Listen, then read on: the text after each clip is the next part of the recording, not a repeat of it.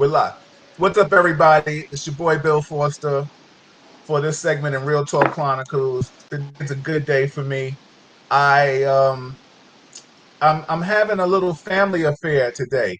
I'm going to have my family chime in with me and get their thoughts on how they feel about what's going on in life today and things of that magnitude. I should have called it the Forster segment because it is stemmed from our grandmother, Wilhelmina Forster, where the last name is from. So Forster is the name. So today I will have two of my cousins from my Forster side of my family that will share their thoughts and views on just life and everything. Uh, my family is very worldly in the things that they have done and do in this world today. I have my cousin on right now, waiting for my other cousin Adrian, but I have my cousin right now, Mark, who was like a little brother to me when we were growing up, and then he just went on and became that all-purpose Marine, Simfire, and things like in that magnitude. So, ladies and gentlemen, without further ado, I will introduce my cousin Mark Forster to you right now and let him just give you his history on his military background. What's up, Mark? Go ahead, Mark. It's yours. Hey, what's up, everybody? Hey, how you doing? Tell him, Um, Mark, how I'll many give you years a did little you do in the brief history military? on me. I did 23 years in the Marines. Um, I enlisted in 1991, January 1991, um, and then I enlisted and I stayed enlisted until about 96. After that, I got commissioned as an officer, and after that, I traveled the world and uh, had a good time. So I've been around the world. I've been to over 40 countries. Um, I've been to Africa, been to Australia, Europe. The only place I haven't been, or the only continent I haven't been to, is South America. Um, but I Let me ask you a am a question, Mark. world traveler. So I look what forward was to your this. rank? I look forward to talking to you. Yeah, go ahead. Oh, awesome. What was your rank when you retired from the military? I don't hear you. Can you hear me? Oh, unmute yourself. Hold on. Unmute yourself. Can you hear me? All right, there you go. I'll control the mute. What was your rank when you retired from the military?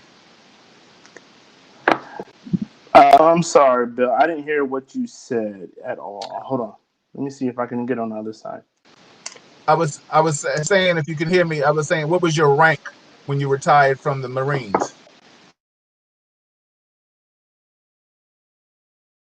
Can you hear me? You muted yourself. Hold on. Hold on. Hold on. Hold on. You got it. You got it. Okay, you got me. Can you hear me now? I can't hear you. You keep. Are you muting yourself? I'm not muting you. Come back again. Come back again, and let's do it over. Everybody, this is Bill Forster on Real Talk Chronicles. This is what we're doing right now. I'm having a Forster's Corner today. I waiting for my other cousin to come in, and Malika Forster is my wife. She will be texting Adrian and tell her to come in right now. This is Real Talk Chronicles. If you'd like to share it, there's so many different things we want to talk about tonight. We have we're talking about Trump's uh, his money, his income tax. Hey, We're I got a talking good about question about. Hey, hold so on hold on, cuz hold on for a second. okay. So yeah, so we have Trump, and we're talking about his money, income tax. They're still rioting and looting.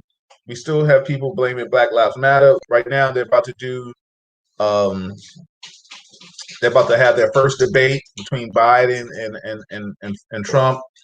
There's just so many things that are going on in this world today, racial tension and stuff like that.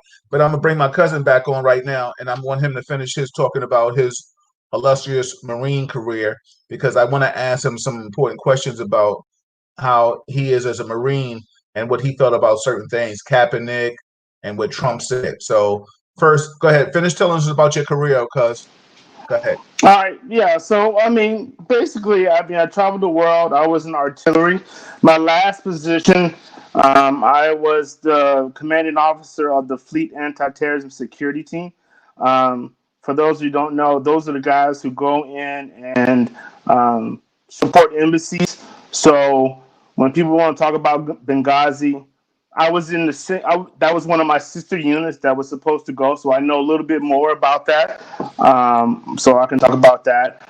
A lot of people don't understand the whole concept of the military or my views, and since you want to talk about Kaepernick, um, look, it's the constitutional thing for me. I mean, I took an oath that I would support and defend the Constitution of the United States against all enemies, foreign and domestic. It doesn't say anything about a flag. It doesn't say anything about standing for the anthem or nothing like that. It says I will support and defend the Constitution. And in the Constitution, it states that you have the freedom of speech. So if somebody wants to do it, regardless if I agree or disagree, that is their right. Exactly. It doesn't mean anything to me. I mean, that's why I serve. I serve so people can do that. And Exactly. most military people who really understand the Constitution and read it and take their oath will tell you it's like, hey, I may not agree with it, but like you can say the same. I can say the same thing about the Confederate flag. I don't agree with it, but if somebody wants to wear it, that is their right. Unfortunately, it's their right. But I have to. I said that I would support and defend the Constitution, and with that, they have the right to display it. I don't like it, but it's their right. I, Um, I I I appreciate that. You know what's so funny? Um, on my mother's side, my uncle who was a Marine also, because a lot of people don't understand. We have a lot of. I'm just going to mute you because I hear background. Um, a lot of people. We have a lot of military in our fall in our family from both sides. You know, our Uncle Sonny, he was a military man too.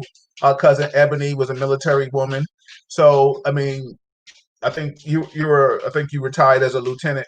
And so going back to my uncle Iley on my mother's side, he was one of the first Black Marines that went into the Marine Force back in I think whatever that war was. He got a Congressional Medal of Honor from Obama, so which was a beautiful thing. And with that being said, we have a other cousin coming in right now. So hold on, A. I got you right now. Hold on, just give me a sec. I'm gonna mute you for a minute. So yeah, so I get it. You know, it's like the one thing people have to understand. It was your profession. It's what you believed in. It's who you became, but it didn't make you. You're Mark Forster. You were Mark before you were Mark Forster before the military. Whatever dream and passion you had, that's what made you go into that branch of service. And I respect you and I appreciate you. I always prayed for you, and I'm glad you came out alive. I know you have a story. I want you to tell me about the story, the time when I think your Hummer got almost blown up. I think you told me about that one time. I think we was hanging out, and we got our other cousin Adrian. She's on, but we're gonna give her a second to get herself situated. Hold on, A. We're gonna let Mark chop it up, and I'm gonna bring you in. Um, so, Mark, tell us that story about your Hummer that time when you told me about you got blown up. I think. yeah. I was part of a military transition team called a MIT team, and we were doing a convoy in Iraq. And when we were on our way back, so we dropped off the equipment that we were supposed to drop off to the Iraqis.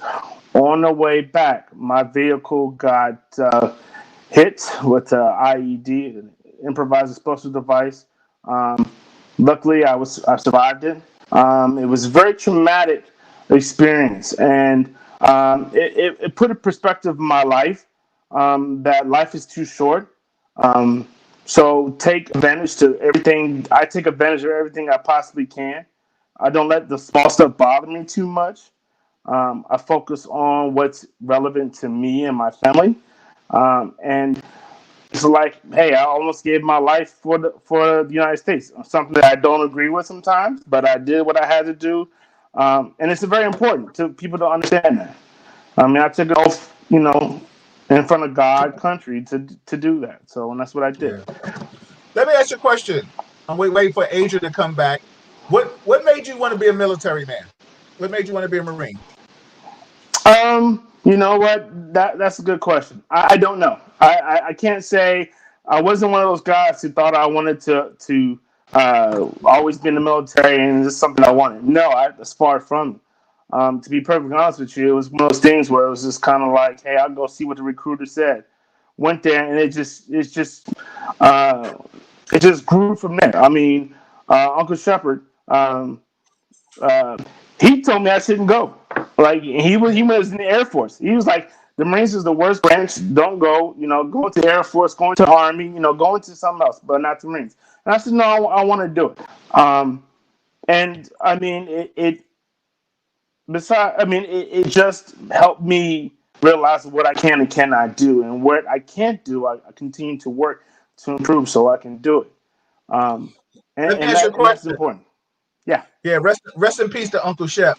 Let me ask you a question. How did what do you think about the military and how they treated men of color? Ooh, that's a good question because it's a constant debate right now. Um, for my branch of service, the Marines, it is a very good old boy system.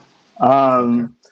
Um, and you have to conform to their rules or you won't get promoted. I mean, and it stemmed a long time ago. Um, Back in 1996, the commandant said the reason why black officers don't get promoted fast because they can't swim, they don't run, and do all that. And that was a very harsh thing. Um, and I mean, it's just that the Marine Corps is predominantly white in the officer ranks, and even though we as Black Americans are, I want to say, 15 to, I don't know that range. I know we're a percentage of the United States, but in the Marine Corps and the Officer Corps, we're maybe 3 to 5%, and that hurts. But I mean, it is what it is. I mean, Yeah. I don't take it personal. I mean, it's just what it was. I mean, it was funny because I never saw a Black Marine officer um, until I saw it on a poster my first time. And then when I Wow. became an officer, and that was back in 1992. And then my first time when I became an officer and I went to Okinawa, Japan, they were all surprised to see me. And this was back in 97. 97, they were surprised, like a black officer, like, wow.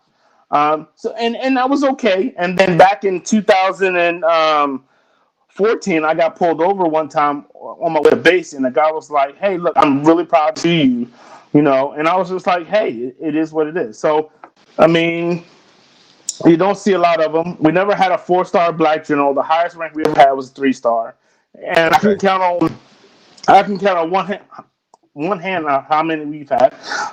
Literally, it's been 4. Um, and the Marine Corps, I would say, is trying to improve that.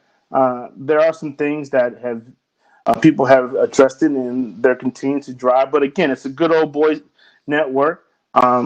You have to speak like them. You have to kind of be like them in order to get promoted. And I mean, what it was. I mean, and then the funny thing is, like, they, like most or predominantly white people, um, they feared us. They feared the unknown. They Right. feared, like, a group of blacks standing around talking about whatever.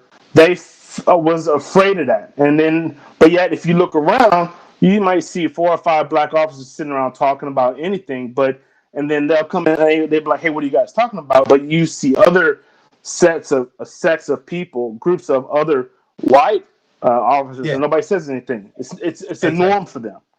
Yeah. So I mean, that's something that we had to get through, but it Yeah. was part of it. Let me tell you something. We used to always have a saying, and I always say a lot of times in NYPD, if you had a lot of brothers talking, conversing with each other, a white officer would come up and be like, "What you talking about?" Just out of GP, being nosy. Shout out to Yep. my NYPD family. Shout out to everybody that's listening. This is Real Talk Chronicles. This segment is the Fosters. I'm just chopping it up with the family.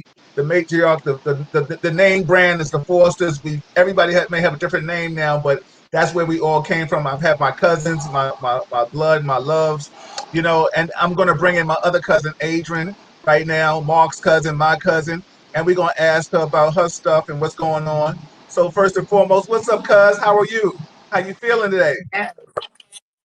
Hi, How Mark. you I doing? have not seen you in so long. I know. This is I what I'm know. doing. It's been I'm a bringing long the time. family together. I was I'm not. bringing the First of family all, together. yeah. First of all, Bill didn't even like warn me. Like I was like, "What's the topic?" He was like, "Oh, just life." And I was like, "Okay." Totally was like, "Is that Yeah, Mark?" yeah.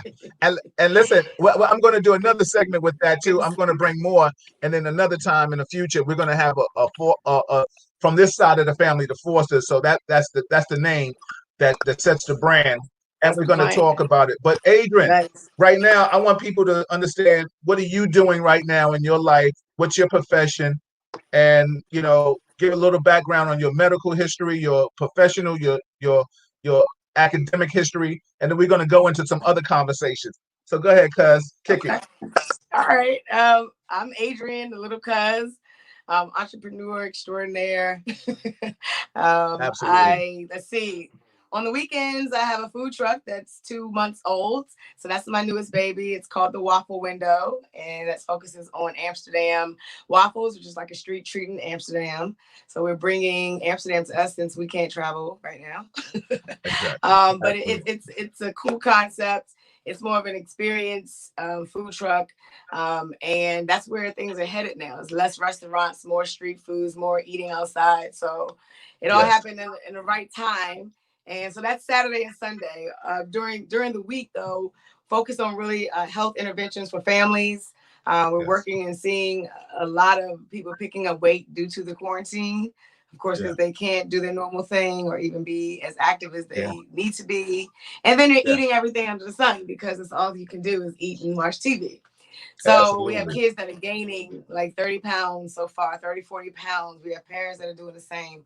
So we're really working on a virtual intervention where it's like a quarter pounders, which is a program that I used to have for kids where they would come to us and it was a whole intervention, but now they can't come to us. So we have to be creative and go to them virtually. So I, I'm I working on remember a I was huge I was a guest garden. I was a guest instructor at the quarter pounder camp, the compound, so teaching them martial arts. So Yes, you yeah, were. so Yes, you that is were. yeah. So Yes, you let me were. ask you a question, because we're going to talk about COVID and we're going to talk about a lot of things. The beautiful thing about this, everybody, this is Real Talk Yeah. Chronicles. I ask my guests to like it, share it. This is YouTube, so they can go back and see it. But if you get a chance, just go to my page right now, and you'll see it under my name, and just share this article to your page. Everybody out there, this is Real Talk Chronicles. I'm your host, Bill Forster, with my lovely wife, Malika Forster, doing what she does. This is the Forster segment right now. This is a family edition. I have my cousin Mark Forster, and I have my cousin Adrian Corder. This is not like the 19th cousins. These are like first, second cousins. Like, this is real cousin stuff right here. This is like we Right, all right, look right. like we real. Like, I ride with my cousins. We'll butt you up. You know what Yeah. I'm Oh saying? yeah. Oh Yeah, yeah. we'll hit you to the white meat. Just joking with y'all, but it's real love.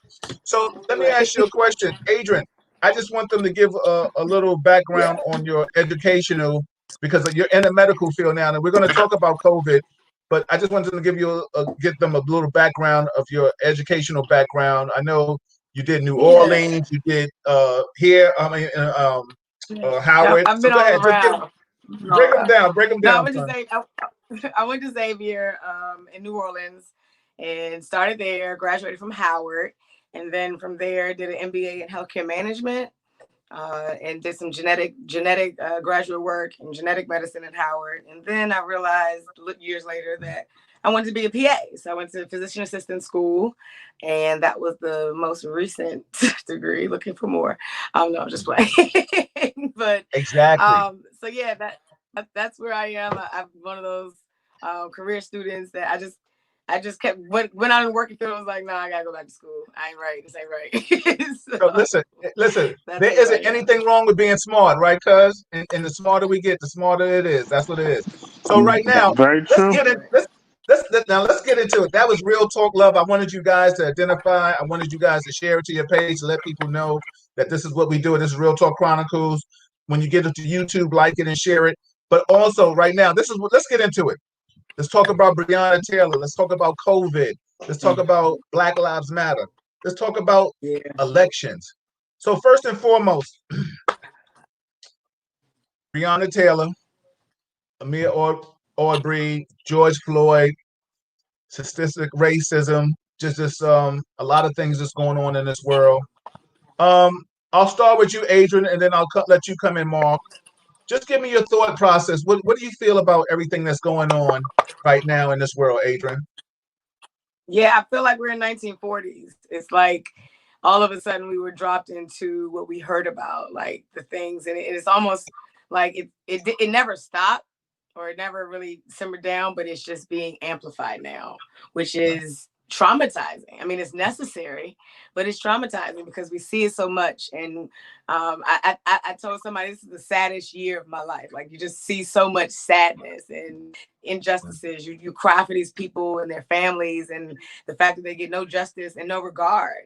You know, just because like, if Breonna Taylor was a white woman, we wouldn't be having the same conversation. So it's just it's so blatant and offensively like in your face that you get discouraged a lot. So you have to really find balances of life to make sure that you don't slip into depression or areas or places where you don't really, you can't get yourself out of because it's so much compounded trauma. The news is always, we have a crazy president. So it's nothing ever good. Like, remember back in the day when Obama would come and be like, Obama did this today. You'd be like, oh, man, we love Obama. You know what I mean? Like, Yeah, just yeah. some There real, was there, like, there, nice there was a guy, certain beat just a of nice chest. There was a president. certain beat of chest you Yeah. loved. Yeah, you loved it. Yeah. Yeah. Like, you turn on the news now. Yeah, Trump's he's not kissing the babies like Obama was. Like, Nah. so long story short, our everyday exposure to this type of information and news is traumatizing. You know what I mean? Right. And this week was really, really sad for Black and brown people, man. Like, it was Yeah. really reiterated. Like, yeah, no. We're not going to press charges. Yeah, I got that. Like, after millions of people saying it across the country, outbreaks of all types of riots all over the country, y'all are still going to not really find it in your indecency to at least press charges. Like, we didn't say lock them up yet. We just said let's investigate this, right? Yeah. Let's Yeah. look into it. There was some illegal activity, and the fact that it was just like, the guy that shot the wall is who really broke the law. Yeah. The The bullet. wall gets justice, right? Isn't that something? When the wall is I'm, more valuable than a Black woman's life, and she was a medical profession, you know what I mean? Like, she would have been putting herself in harm's way right now. You know what I mean? yeah. Like, this wasn't Yeah. just some slum. Like, even if it was, like, that's not the point. But this is somebody that the community, valued and needs. You know what I mean? And just for her to Yeah. not be regarded at all, $12 million, that's nothing. You know what I mean? At the end of the For day, life. like, Yeah. and I was talking, it's just too much trauma, which is sad, which just makes me want to try to move away, honestly. Yeah, listen, I'm gonna ask Mark his opinion on this too, because Mark has different. I mean, he might, from a military man, you know what I'm saying? Because Trump pumps all this red, white, and blue aspect and stuff like that. But the bottom line is, we're gonna see, it's a whole lot of hogwash and buffoonery going on. So Mark, yeah, please, man, give me some insight into what you're feeling, what you're thinking about Breonna Taylor, Black Lives Matter. I mean, this whole thing. And we're going to open this forum up. Go ahead. Okay, so when it comes to Breonna Taylor, I don't know the whole story, but I can tell you one thing that I noticed. People on the right side, your conservatives, they look for the negative aspects of the victims so they can justify that murder. Just like that kid in um, Wisconsin that shot those couple of people. They were Yeah, like, oh, he killed this person. He shot this person. I'm like, how did he know? They don't know. And you don't shoot into a you don't shoot into a door without knowing your target. That's just common sense. I mean, you was in the police force, being in the military, you shoot at your target. You just don't shoot randomly in a door.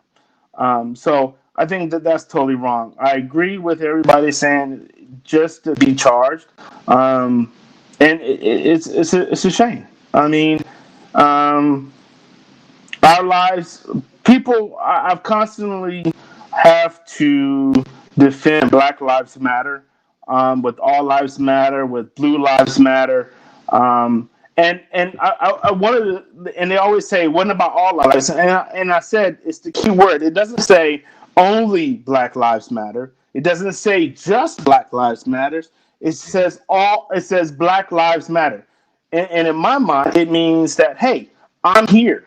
Like I'm like just like you, but I want you to see me for who I am. Don't be scared of me. Don't be afraid. It's funny. On the post, you see all these all lives matter, and it's just like, yeah, all lives do matter, but you know, it's just weird. I mean, it's like they don't see us for who we are. They're thinking, oh, we're just some dumb, uneducated I just person want to say one thing.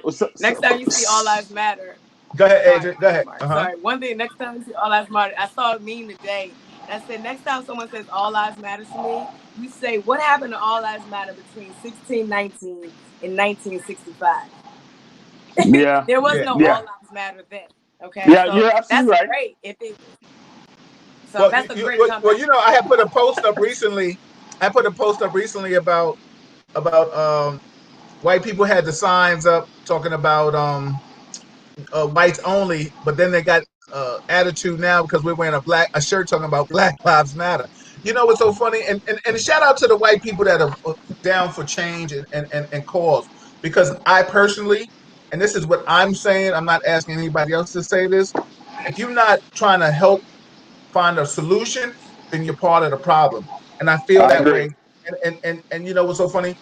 I lose a lot of you lose a lot of credibility with me, because the bottom line is it's about evolution and change. I hear people talking about, oh, or you weren't oppressed and you weren't there at the time, but it's my history. And also too, the history that you leave out of the yearbooks in school is about we were kings and queens first before we were slaves. Because but you pick up the story at Z, I mean at F, and you forgot about A, B, C, D, E, F. You know what I'm saying?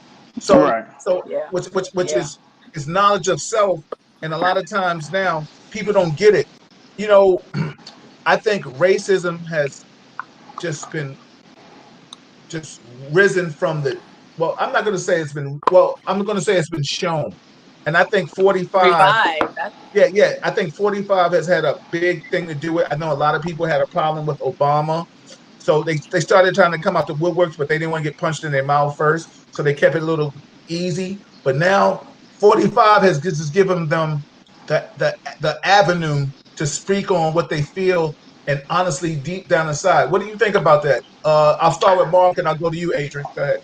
I totally agree with you, and I think systemic racism. People, let's say this: I've been to Africa, all right. I've been to Ghana, where that slave crafter is, where the door of no return. I think you've been there too, right, Adrian?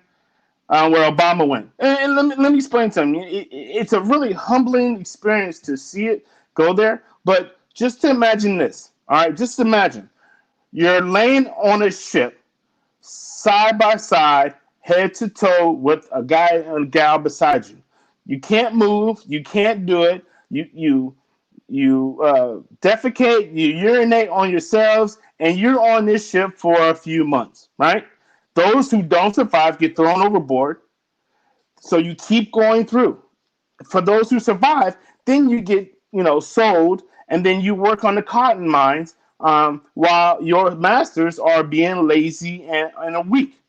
So we're stronger, we're harder, we have a medically better bone density. We're just strong people, and I think years and years of telling us we're nothing. It's hard for people to see and go beyond that and be like, you are somebody, right? Because being three-fifths of a person, I mean, that messes with you systemically, and then people just are afraid to speak up. But I mean, so we are part of a strong heritage. We have a strong heritage, even though it was suppressed. But we're strong people by nature. I mean, we've been bred to do that, right? I mean, just hard stuff. So, and and the reason why they try to belittle us is because they're afraid of us. Exactly. Like, I mean, it makes sense. Like, you walking down, they call the police because you just looked at them funny because they're scared. They don't know what to do. Like, they can't meet you one on one, so they're gonna call the police because they're afraid for their lives. Even though you could be walking around and doing nothing, like that guy in New York, and the lady was crazy. And it's just people are afraid of what they don't know. Yeah. And I understand it. I understand that issue, but they still have to be realistic. I mean, I don't know about you, but I don't want to hurt nobody. I mean, Not, I want not, to go about listen, them. I want to make my money just like everybody else. what's so funny? I want to just shout out everybody that's chiming in now. Right now, this is Real Talk Chronicles. This is the Foster segment. This is the name that on this side of the family has sets the family tree. I have two of my cousins that I love dearly. That this is not like no 19th cousin. These are first cousins, like real talk type of stuff. I have my cousin Mark Foster, and I have my cousin Adrian Corder. My cousin Mark did 23 years in the military Marines, and my cousin Adrian is in the medical field with a plethora of knowledge from different schools all over the world. So the bottom line is we're going to just keep it real and 100. But the beautiful thing about Real Talk Chronicles is that we're just talking about how we feeling about life. If you anybody that wants to chime in, please do so. If you want something to want to say, I'll send you the link. Right now, we're just giving you our ideology and our feelings on what is happening in this world today. Shout out to so many different people. It is a beautiful world. Uh, Happy Monday. We love everybody. We trying to share love, but people of color, we want to be loved, and that's all. Listen, but like I said this earlier, and I'll say this: I'm not asking my cousins to say it because I'm saying what I'm going to say. I feel if you're not trying to help with the solution, then you're part of the problem, and then I have an issue with that. We're talking about Black Lives Matter. We're talking about 45. We're talking about taxes. We're talking about voting. We're talking about statistic racism. We're talking about so many different things that's going on in this world. And this is the Foster segment right now. Come on in, Adrian, and tell me what your Yeah, I thoughts wanted are on to the subject. chime in. It's Come so on. funny you mentioned Ghana, Mark, and I didn't even know you've been to Ghana, but like that's my thing. Okay, is taking people back just to experience it. And it's like, why are they afraid? Okay, the reason why they're afraid is they bought millions of us here, and there weren't millions of them. You know what I mean? So it was a situation almost like herding cattle, right? Now, what if these cattle actually turn on us and chase us? What are we gonna do? So it was always a fear of that rebellion, and it happened, and they always knew how to mentally affect us and mentally suppress us. But it happened, and is when those rebellions popped up, like we didn't have the power, just like they took advantage of the Africans. Like it was still the spirit of, nah, man, we ain't with this, like nah. But they understood that, and they planned for that. You know what I mean? Because that was their fear. And just like we talking about planning, I was looking for a gun, Billy, last week. Ain't no guns, No, because they no. planned for this. All of a sudden, nobody had Listen, any artillery to buy. listen. I'm gonna send you something. I'm gonna inbox you something. Both of you after the show. I'm gonna inbox you something that's really crazy because there is gonna be another war. And you know what I'm saying? And people are getting prepared for it. And let me tell you something. Yeah. Our brethrens of different ethnicities have purchased all the guns and ammunition. I They're have people ready. asking me about They've that. been But they've been the best planners in all of this. They have planned on how to manipulate us throughout the system. Mark, you said less than 3% of Marine officers are African American. That's crazy. Less than 1% are Black PAs. So the fact that all of us just generally in our profession are one of, like unicorns basically in our yep, fields, yep. Hold that on, A. shows. Yo, check this out. Hold on. Listen, I got some friends that making some comments. Shout out to everybody that's putting some comments. I always ask you, all my guests, especially my family now, after this is over, when you're in your leisure, go back and comment and talk to the people. My girl Paula says, listen, Bill, I saw something on Facebook this evening that was heartbreaking. It indicated that 59% of people in Harlem are eligible to vote but are not registered. 59%. Someone needs to get to a voter registration drive early every day until 10/4. 2000. The deadline is on Monday, 10/5, to get the information to the board. You're right. I'm going to try to do what I can and get on that. I will be on that in a minute. Paula also said when No, 45 and lose we the can talk election, about that. Yeah. we're going to talk about that. Hold on a sec. Hold on, cuz. But Paula said when 45 lose the election, it's going to be a race war. Absolutely. My man Quentin Carr is in the building. He said it came out, as you saying, during Obama's administration. I've traveled a lot of back roads, PA, VA, WA, all down East Coast, and surprised to see Trump. yeah, effigies of him being hanged, or pictures, or him being hit like behind Hitler. Now that they are more bolden, they're bolder to come out in daylight. Absolutely. What's up, Natasha? How are you? That's what they are scared of now, Adrian. Rebellion. That's what my girl Natasha was saying. What's up, everybody? Thank you for chiming in. This is Real Talk Chronicles. I'm Bill Foster. This is the Foster But like, segment right here tonight.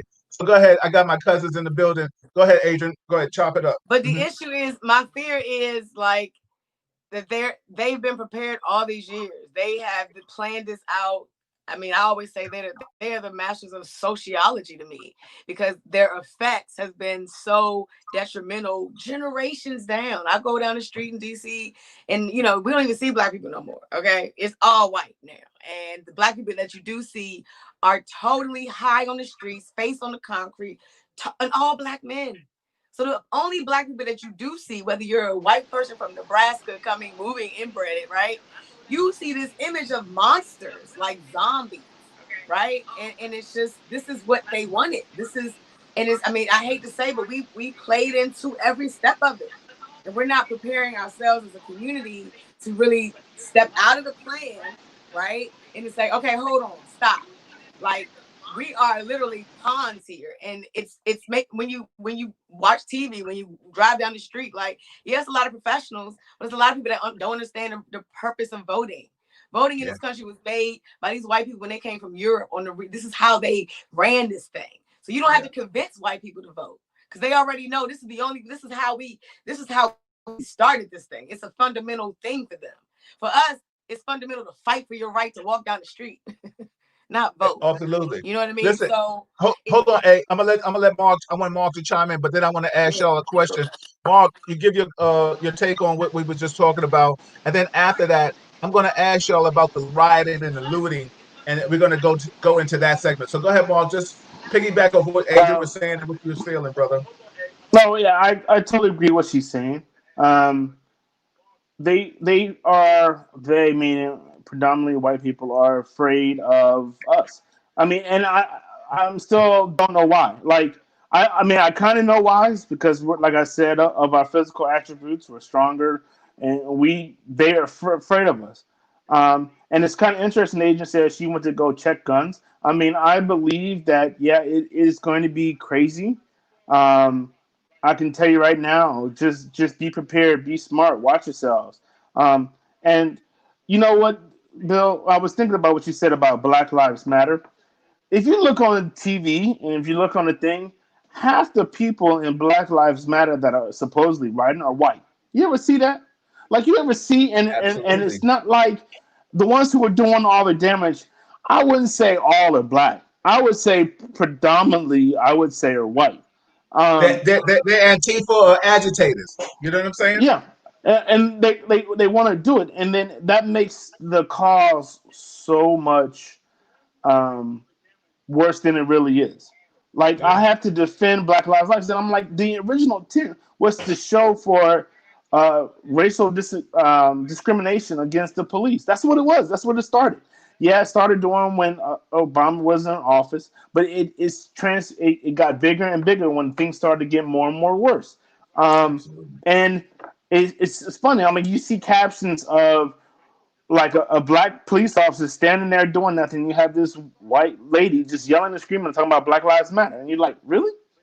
That doesn't make any sense to me. I mean, we all do a job that he has to do, right? But I mean, you're like, what the hell do you know about Black Lives Matter? Like, really? And Yeah. I don't understand that sometimes. But Yeah. You know what's so funny, because I think it's so crazy that how, I tell people all the time that people always want to try to come in. I have my white friends that chime in, and I've heard even some black people say this. People of color, Latins and brown people have said, "Oh, well, Black Lives Matter. Why don't they speak up for black on black crime?" And I tell them all the time. I said, if you Google Black Lives Matter, Google it. It does not say they speak up for black on black crime. They speak on police brutality, and that's their main topic, and that's what has Right. happened. Because Black Lives Matter wouldn't be in existence if people of color wouldn't be getting abused. So that's Right. facts. You know what I'm saying? So a Hmm. lot of times, for my white friends out there that are listening, or my Latin friends out there, or my black friends out there that don't agree with Black Lives Matter, listen, they wouldn't be in existence if people of color wouldn't be getting abused. And that's facts. Listen, if you do the numbers, you can say whatever you want to say. You You're can sit there and absolutely right. argue with me all day. I'm not even trying to hear you because the bottom line is no facts. If you about peace and harmony, then speak up. If you're not, then get out the way. That's just real talk. And that's what this is. This is real talk. And I am Bill Forster. I'm your host tonight. I have the Forster segment. I have my cousin Mark Forster. I have Adrian Carter in the building. I'm waiting for Adrian to come back. She just away. I'm going to reach out with Uh, something my man Carlton said. He said they have planned this for decades. They have studied government loopholes well. They are afraid we will do to them what they have done to us. Max Payne, hey my brother Bill, what's the topic tonight? Max, we just chopping it up about life and everything that's beautiful, brother. So yeah, anytime you want to come in and chop it up, you just holler at your boy. Antics are separate. Separate. You're talking about Carlton. The antagonizers are separate from Black Lives Matter, but they are there to disrupt the cause. Black Lives Matter aren't about Black classic family. What's up, Farah, in the building? How are you, sister? I'm waiting for Adrian to come back so we can go on to the next segment and we could still talk about this. But Mark, you know, I don't know about you being a military man and being so immersed into the military, but a lot of times I've had my fellow law enforcement family say to me, "You're blue."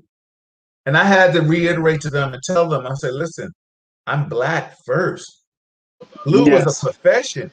Don't get me wrong. Exactly. I rep NYPD at a football game, NYPD versus FD. I rep NYPD if like I go and I meet Chicago PD. I rep NYPD if I meet LA or Pennsylvania PD.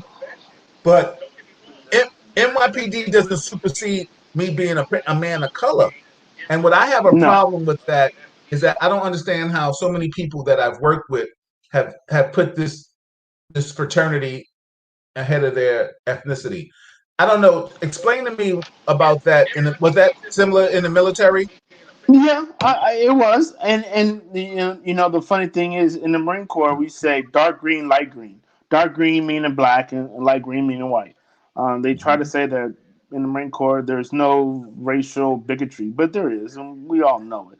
Um, and the funny thing is, like you said, I was listening to your show last week, and two of your guys were going off about um, cops, in New York and so forth. And it was just kind of interesting because, like you said, being a police officer profession, when you get pulled over, before you show your badge, they're gonna treat you just like a black man first. Before you show them your ID, before you say, "Hey, I'm a retired police officer," then they're gonna treat you totally different than if you was just a regular Joe Smo off the street.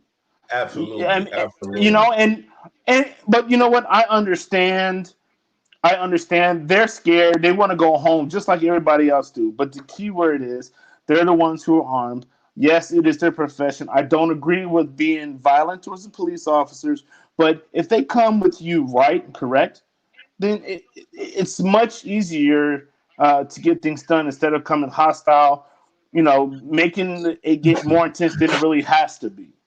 And my thing is, when I was in Iraq, the difference between the Marines and the Army when we were there is like we treated all the Iraqis with respect, regardless if we liked them or not. We treated them with respect, and we got respect back.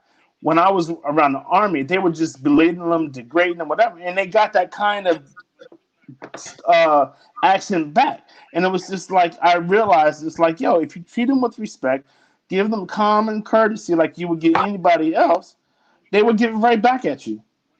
I mean, I know when I Absolutely. get pulled over, I don't want to get shot at. I mean, and hell, I'm telling you now, I get nervous as hell. Even though I Yeah. have a Marine Corps stickers on my car, my place say military. I mean, they treat me a little bit different, but I'm telling you, as a black man, I get paranoid. I worry about my son, who's starting 16, who's starting to drive. And it's Yeah. like, why do we have to fear that? Why should we fear it? Like, and I said, um, people don't like the police officers unless they need to call them, and I understand that. So in my mind, what are police officers going to do to change that perception? Like, That's a good question. in the black community, it's like the po, watch out, drive straight, straight and narrow. They're gonna get you. You know what I mean? Like that little boy that which everybody saw. That little boy was hiding from the police as the police was driving by him. That is a bad perception of the police. So Yeah. in my mind, it's like, what are the police officers doing that they're not doing now? I mean, don't treat everybody as criminal. Treat them with respect, and you get it back. Go into the community and do certain things. I mean, I've seen on Facebook where police officers are trying extra hard to do the right thing, and I appreciate that, and I commend them on that. But they got to continue to do that. Hold on, You Mark. don't have. Let me just hold on, Mark. Adrian, come back wherever you are. I want to shout out to our cousin Ebony. I know you got a lot going on, Eb. If you ever want to chime in, let me know. Inbox me. I'll send you the link. Shout out to Diane. She said, Ebony. absolutely black first. I see you, cuz. Hold on for a second. Michaela, my sister from NYPD, she said, I'm black. I'm a black woman first. NYPD was a job. I will always be black till I die. Absolutely. People don't understand that. So, you know what I'm saying? This is what it is. And this is a beautiful thing about who we are and what we do. I think a lot of times when we talk about the relationships between NYPD and the community, I think it starts with NYPD. Let me tell you something. I love being on uniform, working the streets, driving the sector, because I got to interact. Because part of this job, 85% of this job is almost sociology. You know what I'm saying? Trying to find a solution. A lot of times people lose sight of that. Now, when I was in organized crime, I did what I did. I came after you. There was no really interaction unless I put the cuffs on you. But the bottom line is people need to stop thinking about, hey Lisa, what's going on? We need to stop thinking about that um cops have to kind of lose that mentality that it's us against them. I don't understand, how do you take a subservient job, a civil servant job, to serve the community, but you hate the community that you serve? That's crazy to me. I don't understand that. Adrian, come on and chime in, sis, whenever you get a chance. You know what I'm saying? But hold But on. it's Let me tell you Go one ahead, go thing, ahead. and I would say, I said police officers 9 times out of 10 deal with the worst 10% of society. So when they constantly do that, then they tend to be more and more thinking that everybody's in there. If you spend 90 to 85 to 90% of your time dealing with the bad guys, then you're gonna think everybody's bad, right? I mean that's just what I just think. just like Hold on. when Adrian, I'm gonna let you come in, but Mark, I wanted to say something that was totally true. When I was working patrol, as we call it, and that's the uniform, the one thing that we always said in patrol, you don't see the good people in the community because they're going to work and they're coming home. We don't they on see them because everything is in passive. The only people that we interact with are the people in the street. Go ahead, Adrian. What do you think about police in the community? How can we bridge that gap? What do you think about that in the society? I mean, it's almost like the medical mistrust. So a lot of people don't trust medicine because of Tuskegee, right? And that was one incident hundreds of years. I mean, 50 years ago. So it's the same thing. But once you have crossed that threshold of not being trusted, I mean, you said how you never understood how a person could police a community that they don't like. Well, to me, that's easy to me. That's the best community police because you're in authoritative role over them. You don't Yeah, value. You can absolutely. take advantage of your position and kind of you can beat them up, you can shoot them, you can kill them. You know what I mean? And know that you got protection. So you wouldn't need that if you love that community. You wouldn't Yeah, abuse it if you love that community. And if you're coming from a place of hate or superiority, right? It's not an issue. So they can do it with no loss of sleep. They can do it with no stress because they don't value us the same they value their community. So that's how they do it. It's a sense of I'm better than you because I'm policing you. And most of you guys that I see ain't doing right, so I'm better than you. And I'm going to show you when I knock you upside your head. And I walk in and do it again next week. You know what I mean? And you know what's so funny? I think we all first. Let me just give a shout out to everybody that's chiming in, but I got to give a shout out to Abdul Mataka Bear, Yush. It's always good to see Sensei chime in. You know, in this martial arts world, one of the elite of the elite. You know, shout out to all my martial arts family that's watching. Shout out to my NYPD family, good, bad, and indifferent. Thank you for watching. Oh, thank you to all my friends. This is Real Talk Chronicles. Like and share. This is the Forster segment. And I ask anybody, if anybody that wants to be on Real Talk Chronicles, on Mondays we have a little freestyle. We just have an open forum. We chop it up. And you're more than welcome. Just inbox me your schedule. If you want to be on Mondays, we can talk. I'll set up a little panel and we'll have it in, and you can come in and just talk about the topics that we are dealing today. We haven't even got to some other topics. We got to about 45 taxes. We haven't got about the politics for tomorrow, the debate. But the bottom line is we're just trying to talk about what we feel, how we can find out. Oh, there's always a conflict. There's a resolution.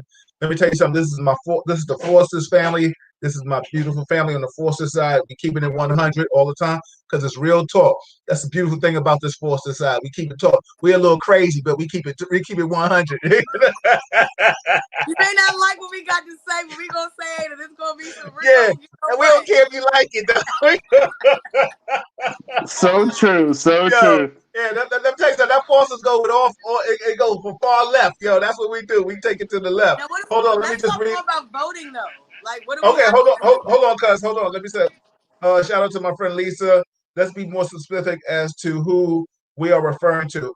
In what regards, Lisa? Um, Lashira Rodriguez, Bill, like you alluded to, Bill, one of the best parts of patrol uniform is connecting with the community, but we have to be proactive cop in order to do that. Absolutely. Shout out to my man Dean in the building. Let me tell you something. This is Real Talk Chronicles. Like it, share it. This is my family. This is the Forster segment. You know, I reached in. I just wanted to get my insight of what my family was feeling on my Forster side. Can I tell a story when I can? Just a quick So story. this is the name brand that we rock. It was the other side. Yeah. So Adrian, go ahead. Adrian, Mark, whatever anyone y'all want to say, go ahead. So I want to just, now that we're on like the community policing and the interaction between the two, and also kind of, you know, the gentrification that's happening in every city, and the gentrification that I've witnessed in DC that's happened. I started to do kind of like a black block party, kind of like on the weekends, on a block that has been transitioned, and kind of the native people have been suffocated, right? So you don't see them anymore. You see everybody else, but just like we're still here. So we started a program where it's just vendors, good music, good food. The Waffle Window comes out. It's called Waffle Window Extended. But our first event, we had a police officer kind of try to rain on our parade. And not to tell the whole story, was a white cop, was not from the community, was new to the force, had not been familiar with the block or what we do on the block, how we do it. And he just knew that we were doing something wrong. So he came in, you know, watched us for a long time from different angles, until we approached him. Like, hey, what's going on? What you need? You know, and it was always just the assumption that it's too many of y'all gathered. Something's got to be wrong. I'm going to watch it until I see it. And when I see it, I'm going to attack. You know what I mean? And we diffused it. We literally, like, poured water on his whole little flame. It was like, nah, bro, you're not going to do that. So you're going to either figure out what you're here for, buy a waffle, and you're going to go about your business, but you're not going to sit on the block and just watch us, you know? And before he got his waffle, because we didn't make the police eat a waffle. But if I was the police, I wouldn't have eaten that waffle. No, I'm just playing. Yeah. But they trusted us because, you know, we gave the waffle, and I was like, this is a community event. You're here to be a part of it, or you're out, you know, if you're the police or not. And before he left, a little boy who was about the age of 6 came up, ran up to the little police officer, tapped the little man on his shoulder or arm, and just gave him a hug. And when it happened, I was like, wow, okay, all right, because I'm trying to scoot the police out. Like, they got to go, all right? So, all right, give them a hug. That's great. Now they got to go. But I thought about that because it's like, the issue for me is in 10 years, he'll be a villain. You know what I mean? Like if he's on the street hanging out with his friends, you know what I mean? That same cop won't remember the little boy giving him an innocent hug. You know what I mean? But it's the humanity of our boys and our people that they don't see.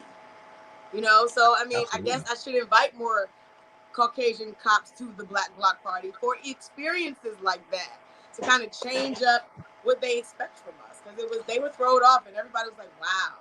And you know what's so funny? I'm gonna say this. I'm gonna bring Mark in. I'm gonna let him chime in on this. Shout out. Listen. First and foremost, I've worked with some wonderful white officers, and this is not denouncing any white officer. This is not denouncing any Spanish officer or black officer. This is denouncing all the officers that got issues with people of color. That's what this is all about, and that's what, keeping it 100. I mean, for those who've worked with me in narcotics, you know how I got down. You worked with me on patrol, you know how I got down. My street ethics superseded everything of the nonsense. You know what I'm saying? This is a beautiful thing, and I was proud to hold that down.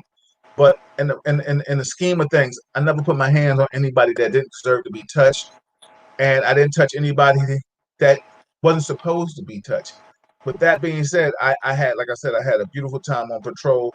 Mark, what's your thought process on like kind of quelling, bringing the community, cops working in people of color and color communities, brown people communities. What's your this whole take on that, man?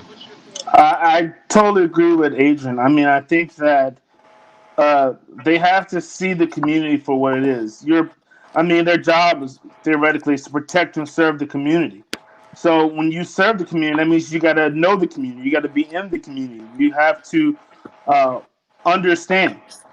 I mean, when if it's an all white area and a white police, this is just a scenario, and I don't have any references, so this is just Mark's thoughts.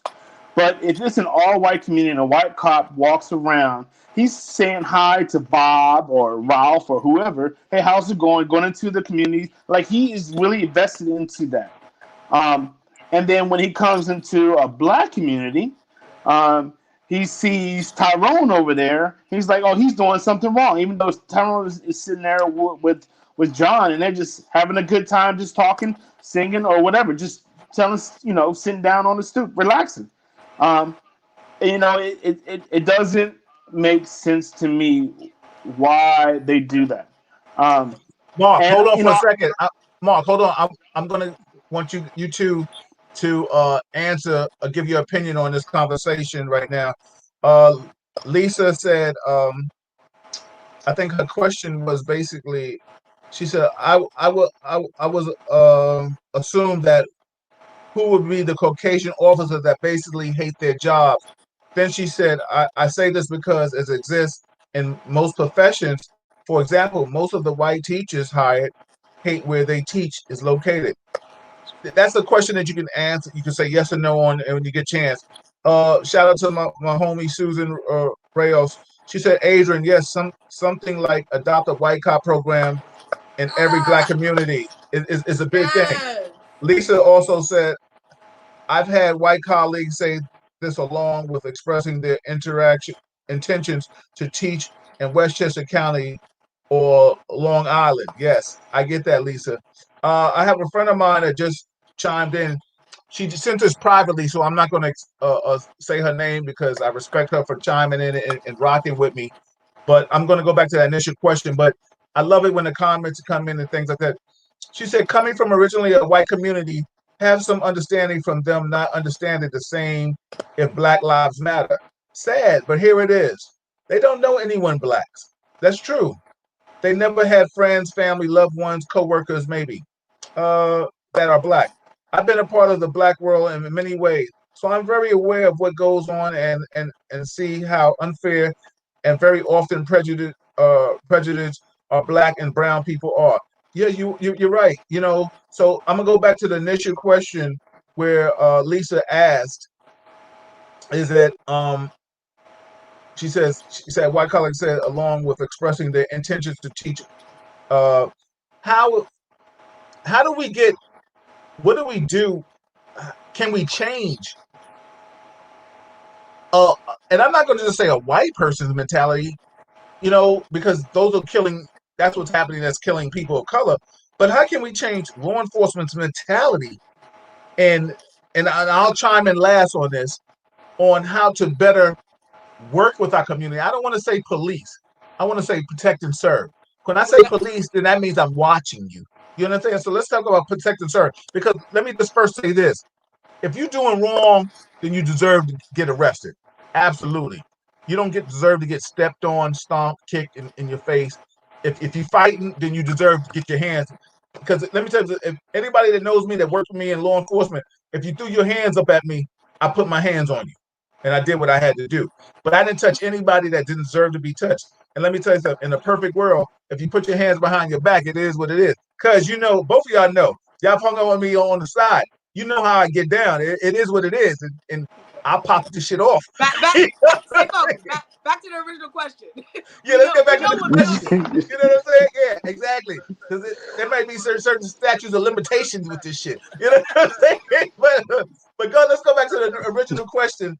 How do we how do we get the good people to do the job that they're supposed to do? Go ahead, Adrian, and I'll let I you go, love Mark. to adopt a white cop. I mean, as much as I don't want the cops in my event, that might have to be what we have to start doing, because that little boy was so innocent, and that's really what it is. Like they make it worse than what it ever is. Mm-hmm. I have a question though. Okay, so you say, how do we make policing, or not policing but serve and protect? But what was the original purpose of police in the community, like back in the day? Right. Well, they were catching slaves. If you go all the way back to the historical aspect of it. So you have to go back to that, like that this is a different definition now. You know what I mean? Because back then, off the premise, and a lot of your bad cops, right, are standing on that original reason for cops. You know what I mean? Like, we out here to protect our land from who? From those that they were most afraid of. After they freed us from being slaves, right? So you got millions of free people who should be angry, who should be killing us because of what they just went through, right? Right, but we have now this institution now to protect us from them. So that's the mentality of American policing. That's where it starts. So now that we've changed and America has revolved into now where we are, it's always been, we just chase the guy, but the black people, we're policing, because when you're in a white community, you don't see as many pullovers, you don't see as many attacks, or you don't see as many false accusations or mistaken identity. You don't see all the BS of the bad cop, right? Because that's not their focus. They're much chiller in those communities. But when they're put in a community of color, everything is illuminated. Like, okay, this is what we're here to do. They got to be doing something. But that's the purpose of, to me, the inception of policing. So you have to go back to the root of the institution. And if we're not willing to actually identify what it was and what it was for, right? And throughout the culture, what it's become, and how much similarities still are there. Like, policing wasn't supposed to be to protect and serve. So this is a switch of mission or direction of an institution that wasn't supposed to be there. So that's why we're having problems getting them to protect and serve, because that's not what it was about. Right. When I get a police to say, "Hey, are you here for a walk?" No, you're looking for something wrong. You automatically, like, pause. Yeah. Okay, go ahead, Mark. Come on in, Mark. Mark, where you at? Come back, Mark. Old Mark, come back. But until Mark comes back, I'm going to read some comments. This is Real Talk Chronicles. Listen, there's a lot of shows out there now. Since this pandemic, everybody is a journalist like myself. But I've been doing Real Talk Chronicles since 2010. Everybody knows that. I mean, before that, 2008. To be honest, too, after my mother passed away, this was what this whole thing was about. Me needing therapy and conversation after my mother passed away, because I needed that. So this was everything. This was what I needed, and we talked about from relationships and just dating and things of that magnitude, because I can always go back to the dating conversation. That's an easy thing. But the bottom line is, right now, there's just so many different things that's happening in this world today that we need more addressing than just why she's doing this and why he's not doing that. So I always say that But I just want to read some comments and things, and I'm gonna bring you in, Mark.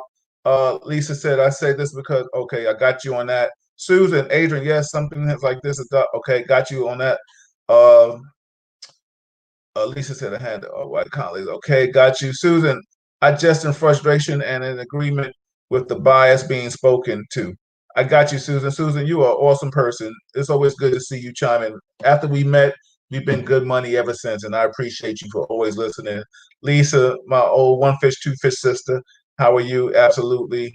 Um, like you said, Lisa, it started with slavery straight to the Jim Crow laws of the South, along with the members of the KKK organization becoming police officers. Absolutely. Shout out to everybody that's watching. This is Real Talk Chronicles. We appreciate you for chiming in. Mashira, to migrate tensions between white officers and the blacks and the brown communities they serve, I believe, in police departments mandated officers to repeated rotations in community programs and events of hold on, I lost it.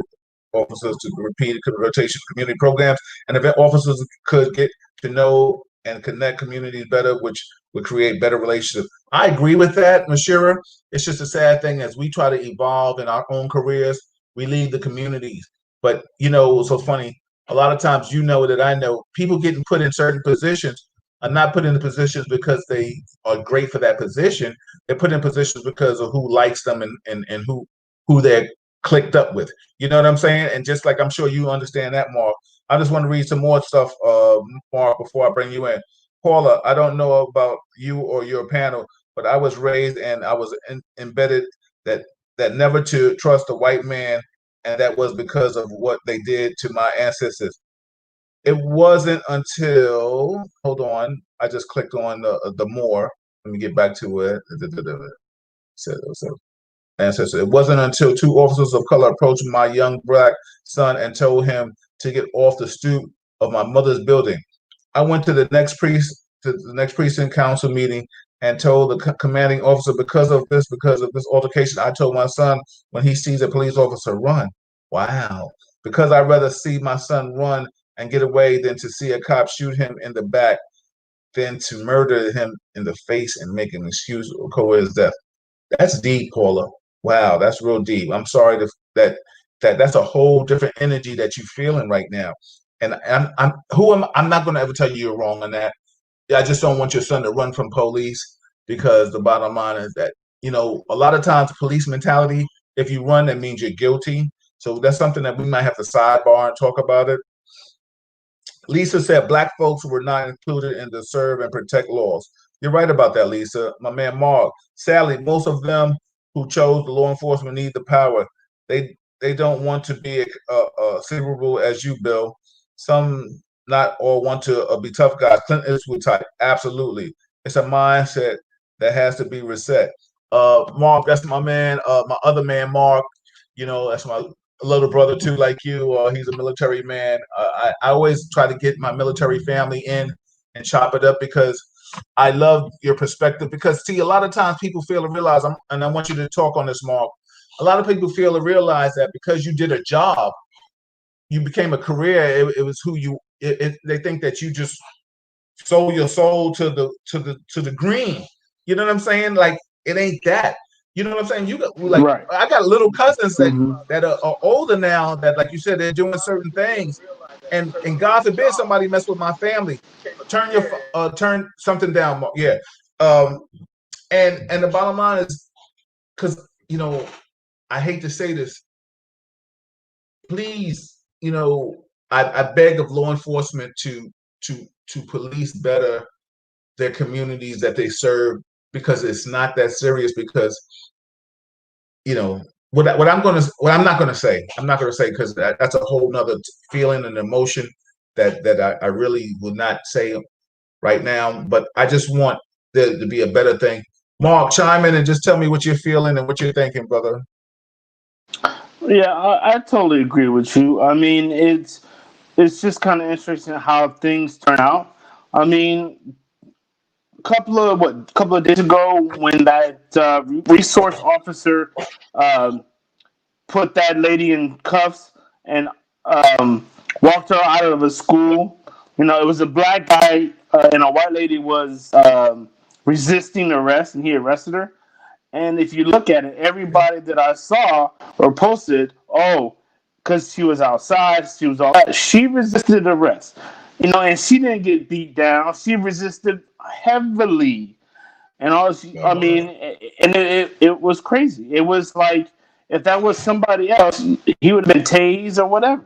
So it's just very interesting how totally the whole mindset concept of what people think which should really happen.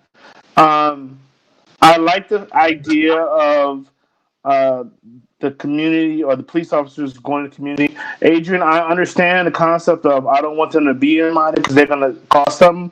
Well, I think the way to solve that is, like you said, invite them in there. Go to them. Hey, come on, let's have a waffle. Tell me, what do you see? How can we be better as a community? And let me show you how you could be a better police officer in our community. Yeah, Find out what they're looking for. Um, Sun Tzu said, "Know your enemy, so you can defeat your absolutely. enemy." So if you know your enemy, you can defeat them. And Mark, Mark, I'm not calling, but I want to put this on. I'm not calling the police officer an enemy by any means. That I'm just saying you got to be smarter and think about what your real goal is. Go ahead, Bill. you definitely got to be more strategic. So, Mark, let me ask you a question. We got an election coming up in November. Adrian, come back. I got a question. We got an election coming up in Yo. November. Okay, there you go, sis. We got an election coming up in November, right? Yeah, and we talked about kind of the premise of why our voting is so low. You know what I mean? Like it was high with Obama, it was low afterwards, but we can't afford it to be low this time. And I believe personally that we see it. Like you can't ignore. I mean, I do because I keep my TV off now. But if you cut your TV off and listen to the radio or any type of form of media, you can't ignore that there's a racist in the White House and that more damage will be done if we don't get serious and vote him out the way that this democracy was built. Now, the registration issue, I did a registration program last week and it wasn't advertised as good as it should have been. So the turnout was low. But like, we have to like take accountability for people. If you know someone who's not registered, be that person's accountability partner on that. You know what I mean? Like, no, I'm going to help you fill out the form and take it to the mailbox. You know what I mean? Or let's go to this event together to do it. Get a ride. Some people, whatever the excuse is, find someone to help register. And if each of us find one or two people, that may just make the difference. Because you're right, it's a lot of Trumpers still out here, and What do you they. think? What? Yeah. Oh no, I want Mark to jump in, and we could rock it. We could go back and forth with it. What do you think, Mark, about this registration and voting and all that thing? Because the bottom line is, the next question after this, I want to, it is so crazy to me that they feel like he's changed the whole mail-in ballot game. You know what I'm saying? Like everything he's doing another trick. So, Mark, what's your take on just the voting and the process about that? Because let me tell you something. I'm trying to tell everybody to vote. I say it every time. Malika does it all the time. We push voting down your throat. And then after this, Mark, after you answer the next question, I'm going to ask you. Florida just opened up. Yep. The governor said 370,000 felons can now vote, which is I hope they really don't hotep. Your brother was talking about that, Adrian, about the being in hotep and stuff like that. People get out there and vote. Don't get that woke right now when you don't want to vote. So Yeah. go ahead, Mark. Just Mark, chime in and just catch up and just say what you feel, brother, please. I believe that everybody should vote, register, vote. I mean, it's a right that a lot of people died, got beaten, bitten, hosed for us to do it. So, regardless, if you don't even like the two candidates, who gives a rat's ass? Go vote something. Like, just do it. Just put in you saying you did it. It's a right that you have, and I think people need to do it. When it comes to the current president, he knows his market, and he just really knows his market. And I was thinking about his tax thing today, and I would say people are saying, "Oh, it's so unfair." Yes, it's very unfair, but the man is smart enough to know that he supposedly is rich and only pays $750. I mean, that is genius. I Yo, mean, it's yo, that's real. I don't agree with it, but it's genius to be so rich to only pay $750. No, He but can that but claim. again, this is built this country was built on this. Those riches don't pay. And we just don't know it. It's our Oh, you're ignorance. absolutely right. You're absolutely right. That's why they do it. It's like the middle class and the poor pay more taxes than the wealthy. I totally understand that, and I don't agree with it. But I mean, it's just like damn. He found loopholes. His people found loopholes to make him only pay $750. I mean, he is. I mean, he's dumb, but yet he's smart enough to not have to pay millions and millions of dollars of what he supposedly made. So, with that, I mean, I'm just amazed. Um, but I mean, he's just. I mean, if you look at the questions that he answer, he never really answers any questions. He doesn't. He's not very articulate. He repeats his words over and over again and says No, no, very he's basic definitely a words. buffoon. He's a buffoon. Yeah, he's a buffoon. And it's really hard for um, for me to like really listen, but I do, and it's because you again know your enemy. I listen to what they listen to. I listen to Fox News to see what they say about things because it's like totally crazy. I listen to all the news, Spook, but Spook who sat by the door. Hold on, let me interject for a second, Mark and Adrian. I just got this in. I always thank my conduits, my behind the scenes information, my informants for giving me all the breaking news and stuff all the time. I appreciate you. Just came in breaking. A member of the Breonna Taylor grand jury just filed a remarkable motion asking the judge to release the entire proceedings of the grand jury. The motion strongly suggests that the Attorney General Cameron's public comments contradict what was proceeding to the grand jury. It is essentially accuses Cameron of hiding behind grand jury secrecy requirements while misleading the public about evidence the grand jury actually saw. It asks the court to release the record in the interest of justice, transparency, and accountability. There's always something going on, man. Let me tell you something. As you know, Adrian knows, I know in all fields that we are in, that behind the scenes stuff gets really convoluted and they misconstrue it a lot of ways. You know, talk about voting. I tell everybody, please get out there and vote. This is Real Talk Chronicles. Please, like Adrian said earlier, these are my cousins. This is the Foster family.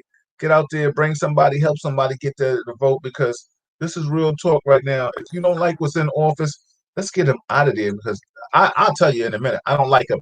And you know, they said this has something to do with public, a Republican or Democrat, because Yeah. I have no problems with people being a Republican or Democrat, but I have a problem with you being a Trump supporter. I will say that. And then you know that because he's off the chain. He's. Yeah.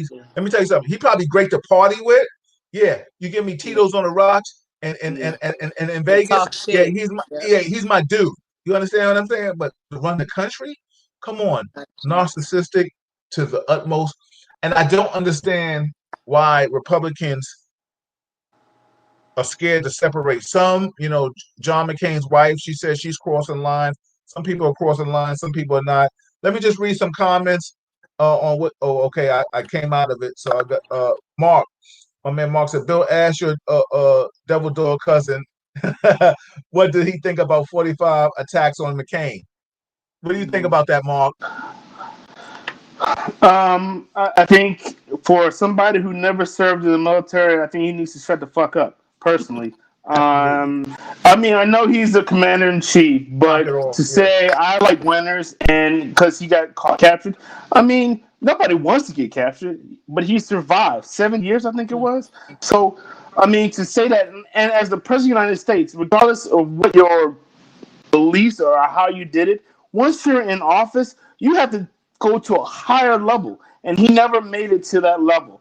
Like he always talked about, the past. It's like it's no collusion, this, that. He got impeached. Like it's just a lot of craziness. And I think that a lot of people don't see it. And I think his Trump believers they believe what he's saying versus trying to do the research. There's constantly on my Facebook feed, I have a lot of Trump supporters on them because they were friends in high schools and whatever, and they will post some meme about something, and I'm like, okay, all right, I can understand that. I said, well, prove it. Show me the proof. Show me the documentation, and then they don't say nothing. And then I've had some of my Marines do the same thing, and I'm like, hey, look, one of my guys told me, hey, I just don't have enough energy to do it. I'm like, well, if it's your opinion, say it's an opinion. But if you're going to put a fact down and somebody questions your fact, you got to back it up. Yeah. You can't just say, oh, Trump did all this. But I mean, like, But really? yeah, but they're people of propaganda, and that's what this country, the scare tactic propaganda. You don't need to have facts to say something. If it makes sense and it goes in line with what you believe or should believe, like that's it. Word is bond as long as it hurts somewhere. So, Right. and it's easy to find stuff. We ain't gotta go to the library no more. You can just I know. type in Google. And that's all I do. I say, okay, prove it, not prove it. I mean, and then people, it's just funny how ironic things are. They talk about how Michelle Obama wasn't a very pretty, or she wasn't very educated, or she wasn't this, and whatever. Then you like, okay, but the current first lady, I can find a picture of her naked. Naked. Like, really? No, like, and they was like, she's the best. I've heard people say she is the best first lady ever, and I was like, better than Eleanor Roosevelt? Are you out of your mind? Like, what has she Yo, done? And yo, what I yo. do is, Knowing me, the way I party, I might have met her in the spot if I'd have had 5 more years of singleness.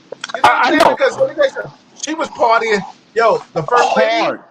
she was Yes, partying hard, clothes right. off. She's. Let me tell you something. First, I have such a problem with facts and fiction. Let's not be delusional. Let me tell you something. Like I always said, you want to support the Republican Party? I have no problem. My father was a Republican. I get it, but that doesn't mean my father. And he taught me. He said, "Yo, B," he said, "Listen, just because I'm a part of a party doesn't mean I had to vote that way. Like, yo, be an independent thinker. Independent, right, right. Yeah, be an independent thinker. I rocked with this party at the time because that's where I was at and what I was doing. And I was an independent thinker, but all time, straight out. I just want to give a shout out. This is Real Talk Chronicles. Shout out to everybody that's watching. We got Big Cuz Linda in the building, your aunt Linda in the building. Yeah, so this is Real Talk Chronicles. Listen, this is the Foster segment. Let me tell you something. I ask anybody out there if you want to be a part of this, just inbox me when we have our open forum. One day I'm going to have a Foster side of the family. I'll go to the other side, the fantasy side, my mother's side.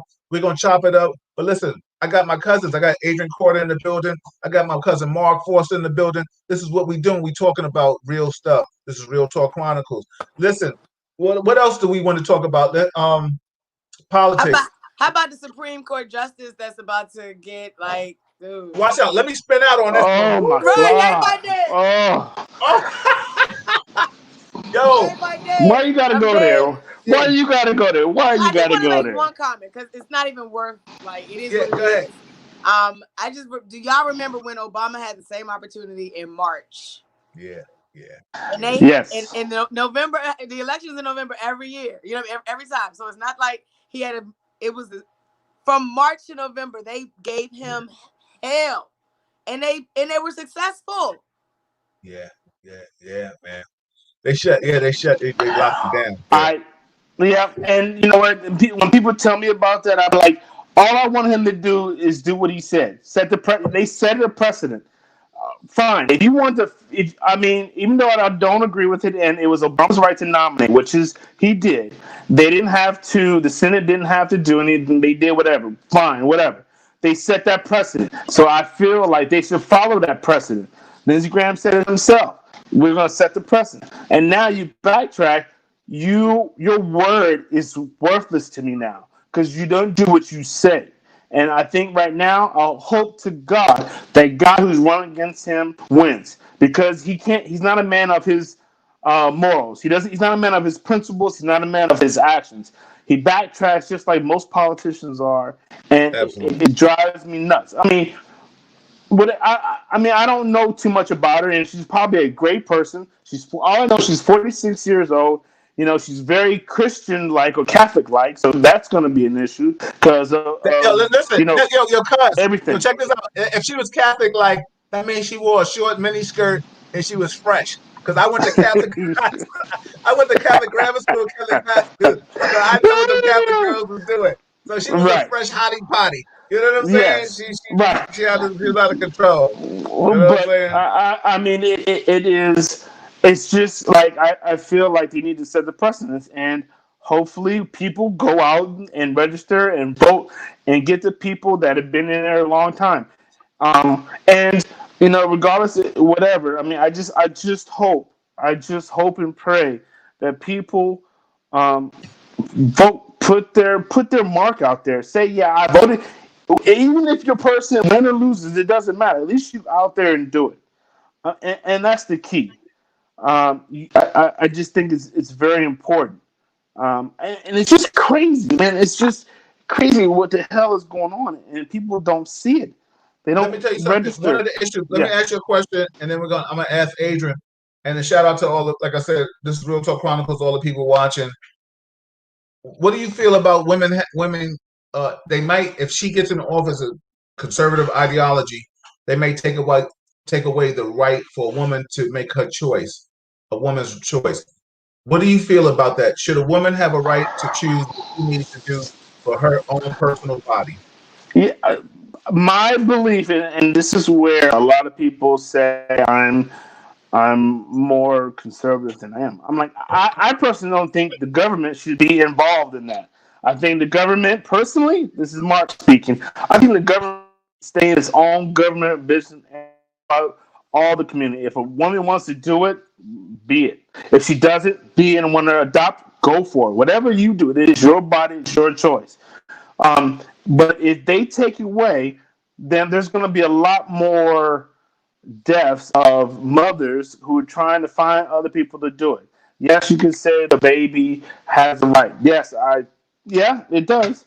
But it has to be something where they can provide, because a lot of times people can't take care of their kids. And you know what? It's only in to be honest with you, it's only in America where it's a big issue. Other places, it's not. I mean, they either get rid of it or the baby or not. And it's just part of what it is.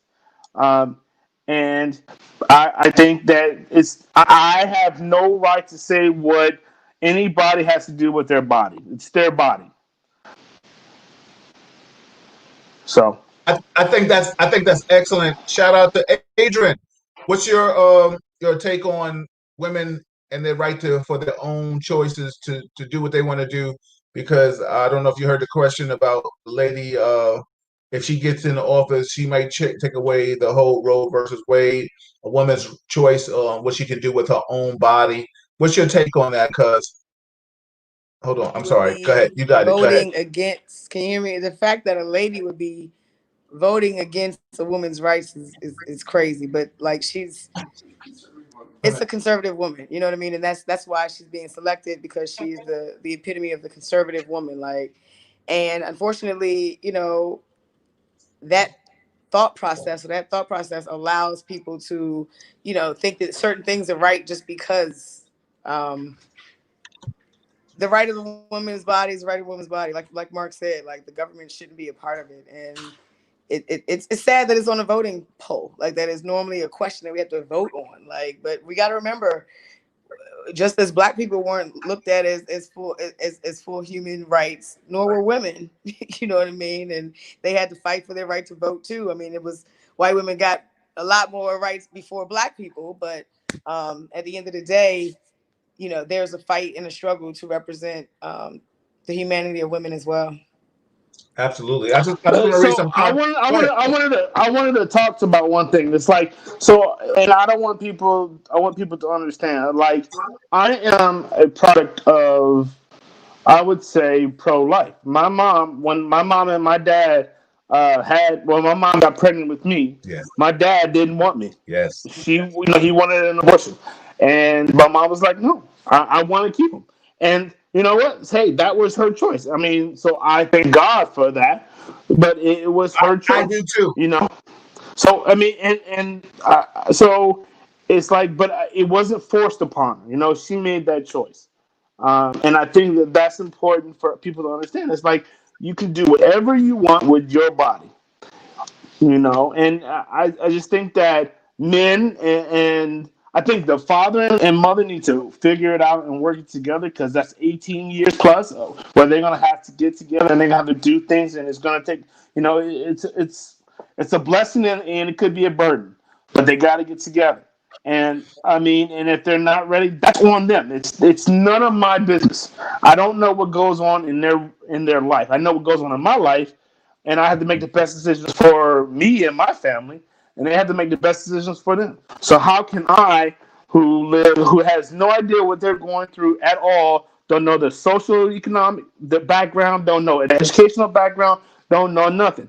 How can I make a law to say it is illegal to do what you need to do what's best for you? I can't. And I Absolutely, I think that totally agree. I so. totally agree. I totally agree. Your cousin Malika Vaughn will be Foster will be coming in and chiming in to give her little take on things. But I'm just going to read some of the comments. Um, uh, Diana said, let's pray 45 doesn't hack the polls. Absolutely. Lisa said the Trump nominee is a devoted Catholic, especially on pro choice. That's a conflict of interest, in my opinion. Absolutely. Max Payne, she has the answer to her God. Yeah, Diana, yes. Everyone has control over her body. Exactly. Lois, I'm glad I never had to face that type of situation. Me too. Never judge. Where Diana, most women will not keep a child when they are the victim of rape. It's my body. I don't have. Yeah. Why would you want to keep that? Exactly. That's so disgusting. Excuse me. I'm sorry. Yeah. I mean, to be raped and then be forced to keep a child. That is crazy. Yeah. You got to watch out for that dude Pence too. Lisa, pro-choice is a choice that a woman should have total freedom to choose. Exactly. This discussion is reminding me of the Handmaid's Tale of Hula, Mark, but use the scriptures to defend themselves.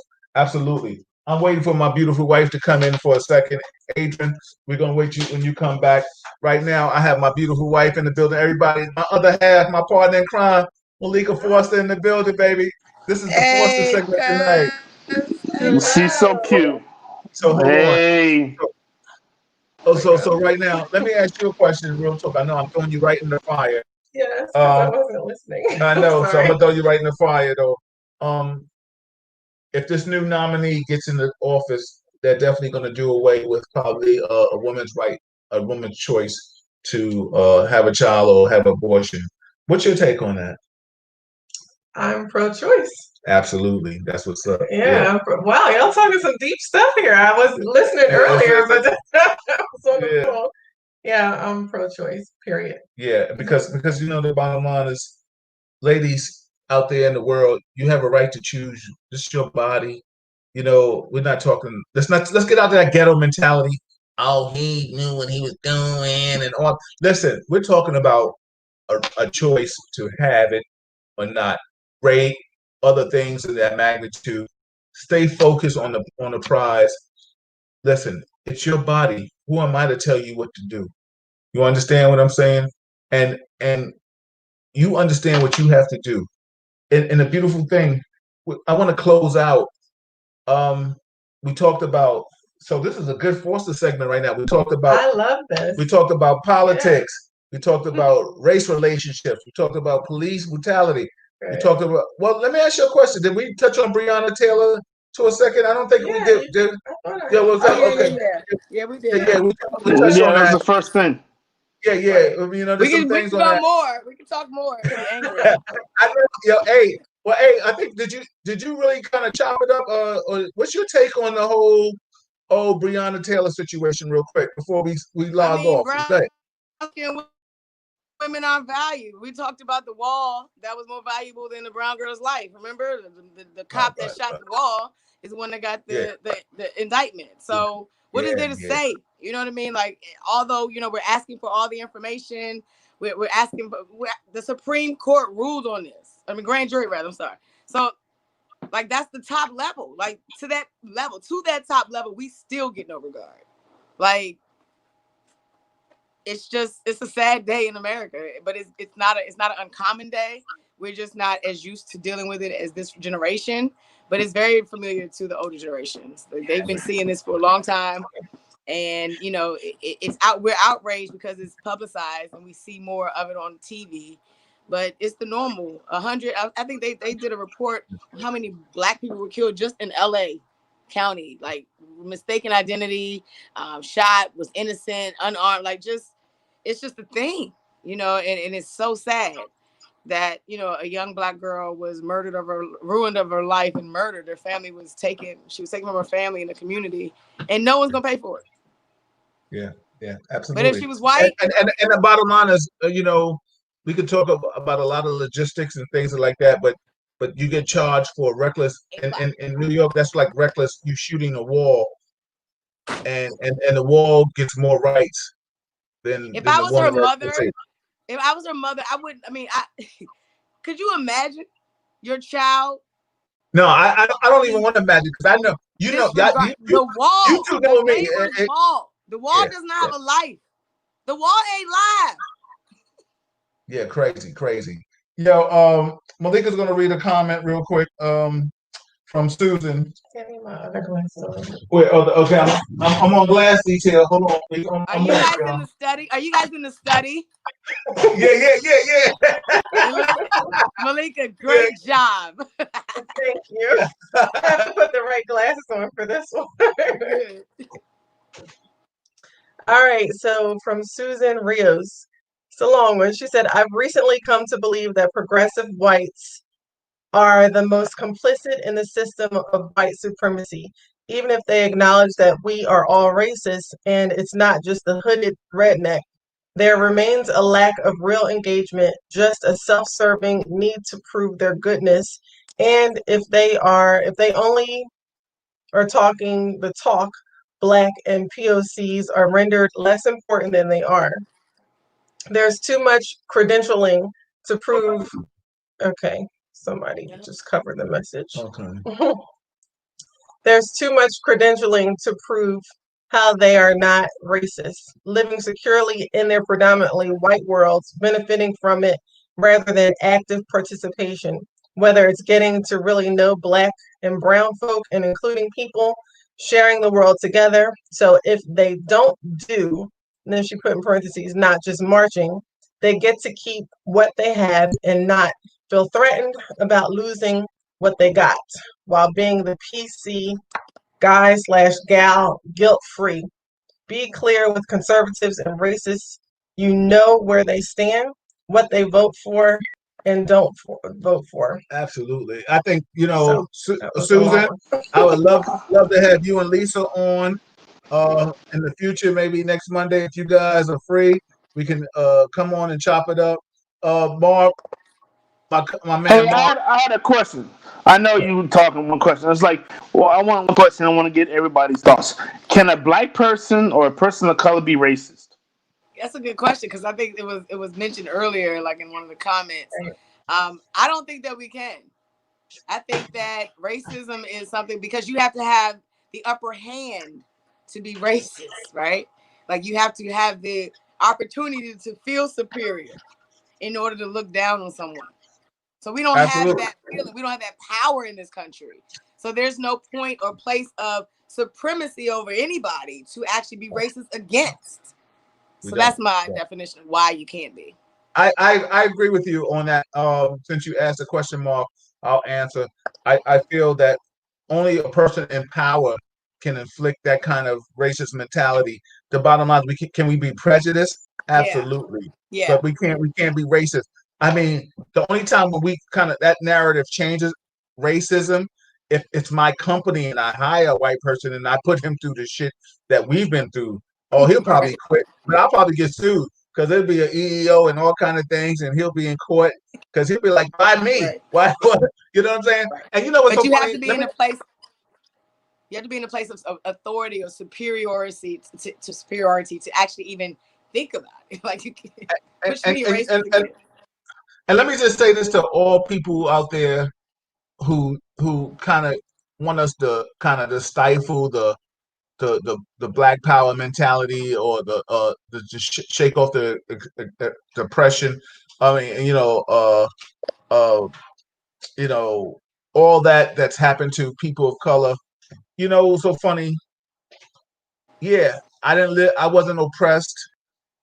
I understand what racism is, and I understand my history. But what I do understand is that we see systemic racism still coming forward right now, and we're tired of it. So right now we're talking about evolution. We're trying to be better people.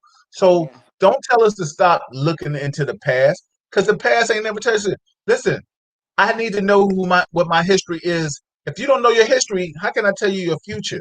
So stop telling people of color how to march, how to protest, how to do this. Before we get off, I just want you guys to comment real quick, and then I want you to have some positive words of comment, of reflection. First and foremost, I don't agree with the rioting and the looting. I denounce that. I definitely accept the protesting. What I'm tired of is people just talking about that, denouncing Black Lives Matter when they know Antifa and antagonizers are infiltrating the organization. I just want to get your take on that. I'll go to you, Adrian. I'll go to Mark, and then we'll Yeah. have some positive words of reflection before we get out of here. Go ahead. Yeah, Go no, ahead, it's Adrian. nothing. It's nothing new. This is something that's been a tactic for a long time. When we would kind of have our protests, and when we started this thing back in the civil rights, like this is kind of one of their moves that they play, where they, when they had a march here, and the people were dressed in all black, and I think one of the guys got caught up, and they took the hood off of him. It was a white guy, and he was starting the fires and breaking into cars. And it was just like you assume, and everyone assumes, oh, it's them, but and they use that towards their advantage to make things look like we're out of control, unruly animals. So it's we got to be smarter in the tactics. We got to understand what propaganda is going on, and how that plays out in the media and what's really going on. We got to remember they put out information that they want us to trip on. So go deeper, like we talked about earlier. Research, like look into what these candidates have. Like when they say Kamala locked up people, what about the mental health program that she created? What about the family first? Like she has other aspects of her career that they're not going to highlight, of course, because they don't want us to think about that part. They want us to actually get focused on the negative, and that's work for us. Propaganda. Give them that bad stuff. Give them, blast them with the scare tactic, and then we go repeat it. Oh, I'm not gonna vote for her because she locked up black people. Did you do any research? Who told you that? Oh, I heard it. I don't know who told me that, but I believe it, and that's why I ain't gonna vote. And it's like, okay, can we look at some other aspects of her career? So we have to do better at receiving the proper information and deciphering what is right, true, and how we can figure out what the real fact is. We have to fact check for ourselves now. Especially if it's hindering us from doing things like voting. That's I appreciate beautiful. it. That was beautiful. Oh, Um, I, thanks, I because I totally agree. It's very interesting. Um, when you said Kamala Harris and was locking up black people, it was her job. She's a prosecutor, so she had to follow the laws. She right, was she was a lawyer. That's what her job was. But people don't understand. It's like you do your job. You may not agree and condone it, but you have to do your job according to the rules that was set for you. All right, just bottom line. And people change all the time. That's yeah, what's called growth.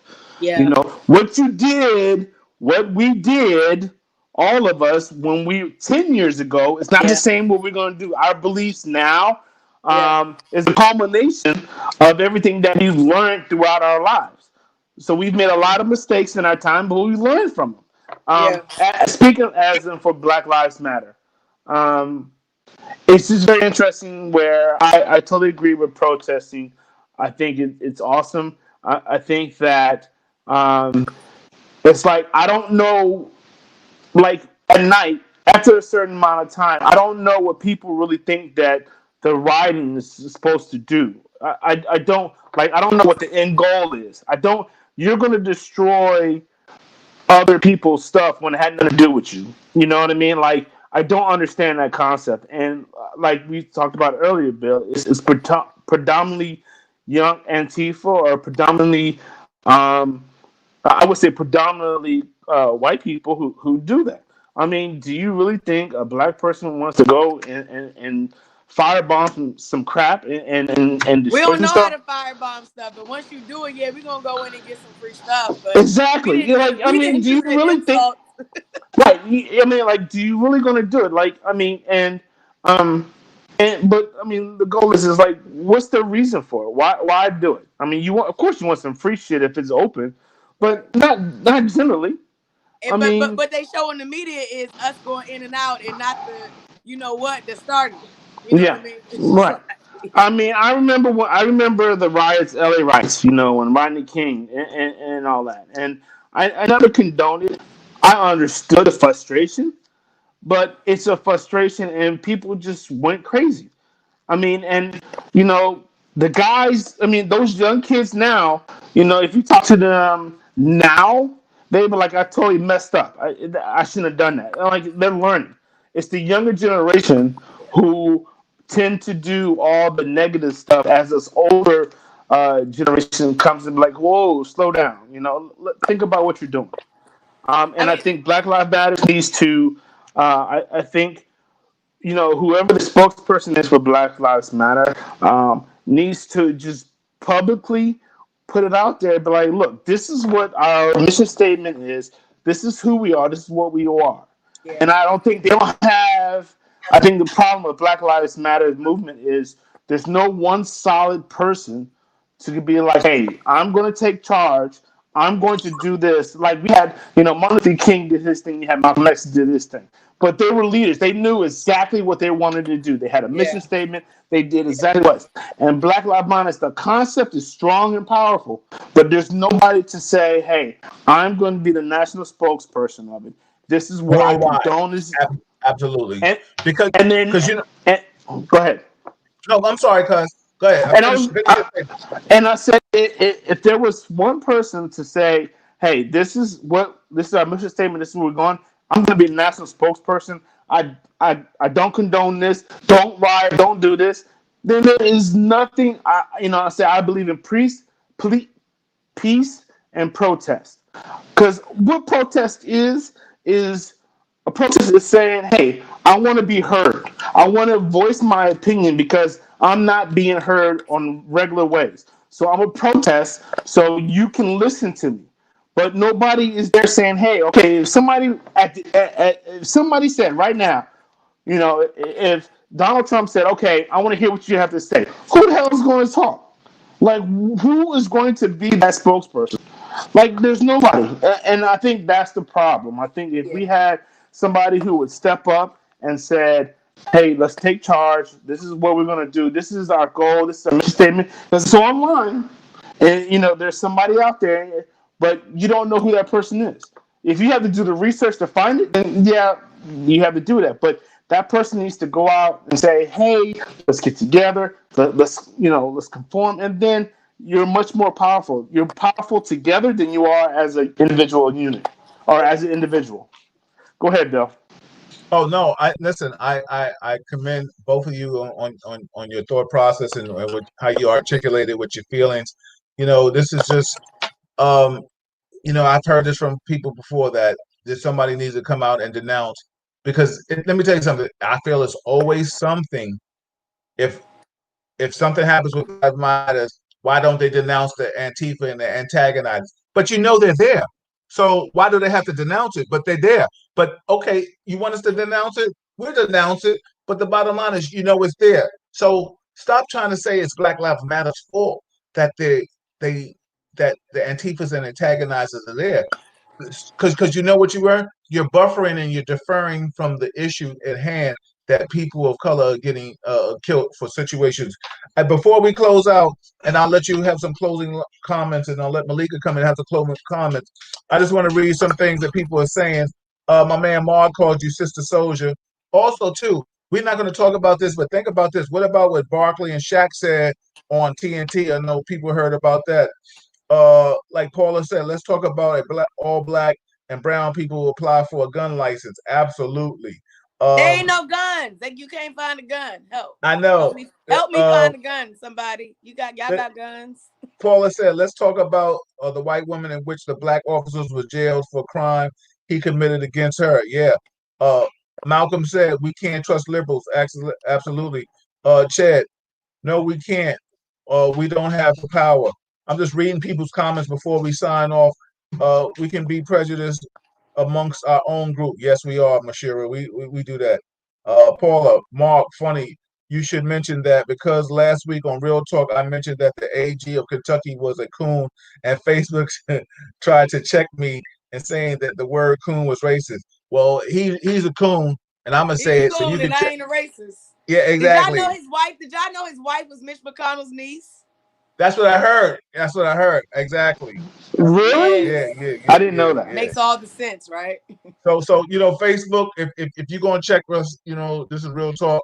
Bottom line is, yo, we feel dude is dancing, man. He's dancing with the wolves, and he laying down with the wolves. He getting boinked by the wolves. How about that? You know what I'm saying?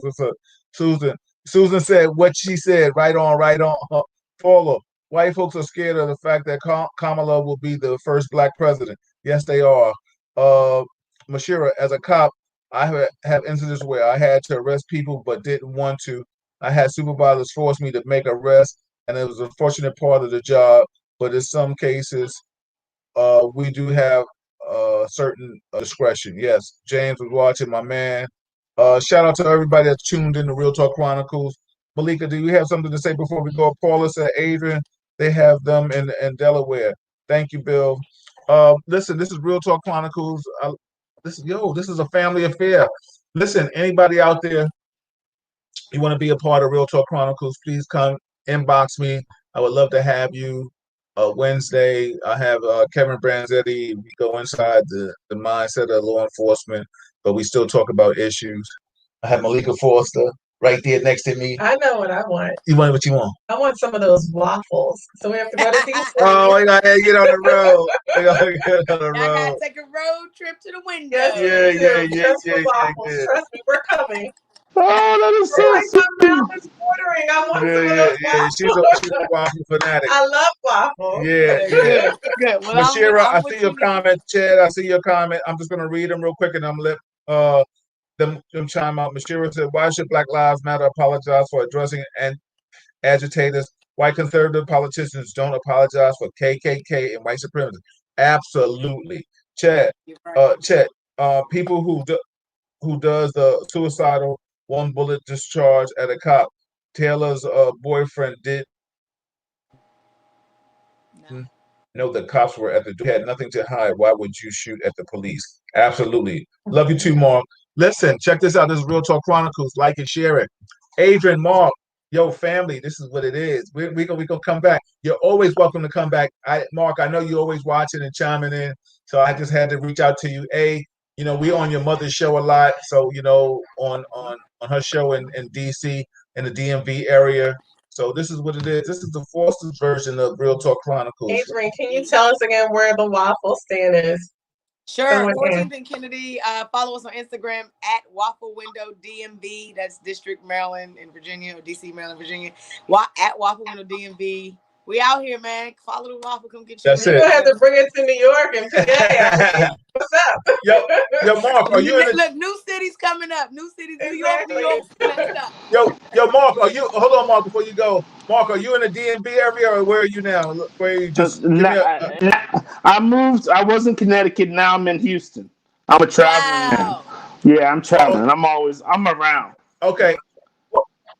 All right, so when we get out off of Facebook Live and YouTube Live, hold on, don't log off. Everybody, sweetheart, what would you like to say? I said it. I Oh, you want gonna some go waffles? waffles. Listen, Adrian, Mark, I'll go with you, Mark, first, and I'll go with Adrian. Mark, just give the people out there some just positive affirmations, some words of wisdom, some love before we chime off. And then Adrian, you do that, and then I'll finish up, and then we'll log off. Go ahead. As I have gotten to know a lot about people, I would tell you that as a race, or in order to beat hate, you have to show love. And Christians talk about this and that, and your friends who will talk about hate, it's go back and be like, okay, and you ask the question of what's in it for them. And I just say, like, look people in the eyes and say, how can I help? Help me understand what you're talking about. Help prove to me that you're correct and I'm wrong. And most times people don't. They just go on opinion. Knowledge is power, and if you're smart, you have that knowledge, then people can't ever hold you down. Black Lives Matter is a purpose that is to show issues with the police force of how we have been systematically um, just profiled for just being black. I love my police officers. I love what the you know when there's a problem and we need to call 911 to help somebody robbing my house or whatever the case may be, because they're gonna get shot and they're gonna die, but they have to come to report. I appreciate that, but I want them to also, when I get pulled over, no, treat me as a man, not the color of my skin, but as a man, just as a man first, you know, and move on. So, but hey, I love you guys. And Malik, I I love you. have to Hold see. on. Hold I know. I have to officially meet you and give you a big hug because you part of the wild, crazy foster family. Good, I fit right in. Yeah, yeah. Adrian, give us some love and words of wisdom before we log off, sis. I mean, Where'd you? we Yeah, okay. I'm here. We are. Hold on, can you see me? Where? Nah, we want to see the pretty face. Come back. Where are you? Everybody, before when she comes back, this is Force. This is the Real Talk Chronicles, the Forster's version. Um, the matriarch, Wilhelmina Forster. That was the name that brought us all together. So these are my cousins, my first cousins. So we're chopping it up. And Adrian is back. Hey, what's going on? What y'all doing? Sorry about that. Yeah. So Adrian, like I said, give us some words of wisdom to the people out there listening. Like I said, everybody out there, this is Real Talk Chronicles. Man, Like it, share it, please. This is what it is. Let me tell you something. There's a lot of stuff out here going on, but ain't nobody keeping it realer than B. That's what it is. All right, go ahead, A. I mean, I just Go want to ahead. say it's a pleasure being with my family. Of course, we are always here for each other when we need Yes, to. sir. And out here is a lot. It's hard. I call it Black Life. Hashtag Black Life is hard. Like in America, you are faced with a lot of extra stuff that other people don't have to deal with, and it sometimes can be overwhelming. So find your balance, find your peace, cut the TV off, read a book. Like let's start doing other things that we don't do, and we can kind of work on ourselves, because this is the time to pull up, because it's about to get very serious and real. Always vote or die. Like straight like November that. 4th. Help Yeah, register somebody else. If you have elderly in your family, November make sure 30th. they get to the polls. Make sure that they whatever they need. Yeah. That's a good population to focus on. And that's it, man. Stay up, stay peaceful, travel more, and as always, be unapologetically Black. Absolutely. Lovely lady, would you like to say something? Give some positive affirmation before we get out of here, and then I will put yes. This is Real Talk Chronicles. That's Malika Forster. I want to say the reason I can't get closer is because there's our four-legged friend is right here. He likes to be right next to Bill, so he's closest to him. His best friend. That's why I'm all the way back here, because Yes. this spot is occupied. That's Tiny Dog. It came with the marriage. Just love you, Bill. I love you too, sweetheart. That's what's up. Exactly. I'm trying to squeeze up Yeah, here. yeah. I'll move out the way for Tiny Dog. Exactly. Yeah. Like the little kids sitting in the back. I believe it. Yes, yes. It's always good to see family. So this a blessing to have us here, to have us healthy, to have us together. I have to tell you, when we were coming back from the store, there was a protest taking place, and second night in a row that we noticed a protest, and Yeah. people were, calling out Breonna Taylor's name. And when I was downstairs, I saw on the neighborhood Facebook group, there were people complaining about the protest. And then they were talking about looting, and I mean, it's just all kinds of stuff. It's interesting to read what other people are thinking, and well, the beautiful thing is people type what they feel, and you expose yourself with that. Definitely. Because the bottom line is, even though that the protesting was inconveniencing us to do the show, and going to where we had to, we understood why they were protesting. Exactly. So the bottom line is we took the time to deviate, right? We did, and it was all good. We weren't complaining that they were protesting. Yeah, they have a right to protest. But it was interesting because someone on there was like, well, they should protest on the sidewalk and they should protest. You can't tell them, to stand on the side.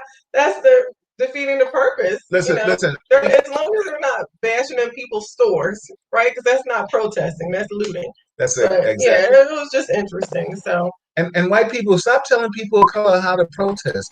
Listen, we did that with Kaepernick. You did that with Malcolm. You did that with Margaret. Yeah. Just watch and listen. Listen, family, hold on for a second. But when we log off, this is Bill Forster. This is Real Talk Chronicle. I'll see you Wednesday. That is Adrian Corder. That is Mara Forster. This is Malika Forster. I am your host, Bill Forster. Hey. Love you, appreciate you. Real talk, baby. We out of here. All right.